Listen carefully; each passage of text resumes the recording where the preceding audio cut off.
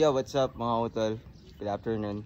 So, punta ngayon na RCB para ko natin yung mga piyesang bibigyan nila sa sponsorship para sa grand event ng Boys of NMAX sa July 12. So, puntahan sila. Tara! So, yun mga tol, nandito tayo sa warehouse ng RCB. So, naayos na yung sponsorship. So, may makuha natin yung mga bagay na bibigyan nila sa event natin sa grand tambay. See you guys! So, finifigure out lang namin dito paano kami uuwi. Then mamaya buksan natin to, pakita namin sa inyo. Mga utol, so nakuha natin yung sponsorship ni RCB, goods na lahat. So kita-kits tayo sa July 12, grand evening ng Boys of NMAX sa Bukawi Covered Court. And pamigyan natin lahat ng mga bigay ni RCB.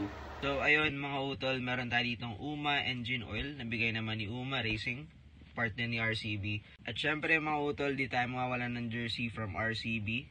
So pwede nyo itong gamitin pang riding jersey nyo. Meron din tayong keychains from RCB. At syempre mga utol, lastly, hindi mawawala ang madidiin na stickers. Bigyan natin ng quick montage.